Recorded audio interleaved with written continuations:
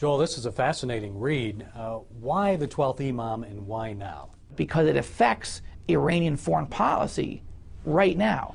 In other words, the leaders of Iran believe this is happening. They believe that this Islamic Messiah is coming, this 12th Imam, at the end of days, in the end of time, and that once he comes, either Israel and the United States, Judeo-Christian society as we've known it, will have already been destroyed, or that all the conditions for their destruction will be there, and then the Messiah will come and finish off the infidels and set up an Islamic one-world government. The two key people are Iranian President Ahmadinejad and the supreme leader of Iran, the Ayatollah Khamenei. In fact, Khamenei said this summer that he had visited with the 12th Imam. He said this in July. Now, nobody's quite sure what he means by this, but Ahmadinejad has also said over the last 4 or 5 years that he has had meetings with the 12th Imam.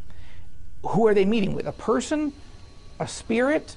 A combination? I mean, or are they just making this up?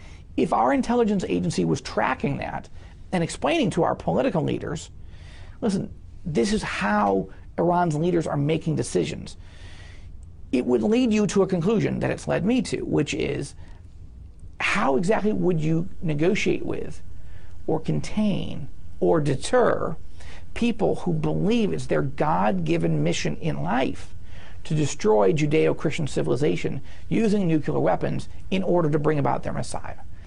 But in the end, you know, as a follower of Jesus Christ, you know, I would say, like many Christians watching this program would say, we don't have a lot of influence in Washington. And so the question is, what do we do? And my answer is, we want to make sure that everyone in the Middle East has heard the gospel of Jesus Christ, from Tehran to Tel Aviv and everywhere in between. Why? Because a war is coming. I can't tell you, Gary, whether it's this year, whether it's next year, whether it's next summer, 2 years from now. A major war between Iran and Israel is coming, and people are going to die. People are going to suffer. And the question is whether they will have heard the good news that God loves them and wants to adopt them into his family through faith in Jesus Christ or not. And it's critical that we reach that region with the gospel now, because we know the truth. Given that Ezekiel 36 and 37 have already come true, the rebirth of Israel, Jews coming back to the Holy Land, rebuilding the ancient ruins, making the desert bloom, this has happened. Those end times prophecies have happened, which means that if Ezekiel 36 and 37 have already come to pass, isn't it remotely possible that Ezekiel 38 and 39 could come to pass in our lifetime? I think that answer is yes, it could.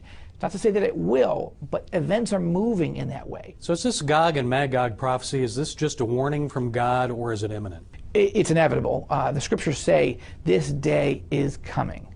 A lot of complications, a lot of cross currents, one theme.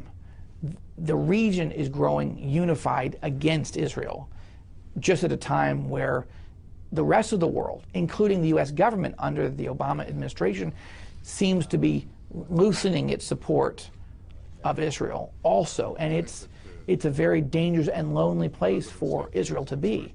Another reason for followers of Christ to stand with Israel, to bless Israel and the Palestinians at this critical moment.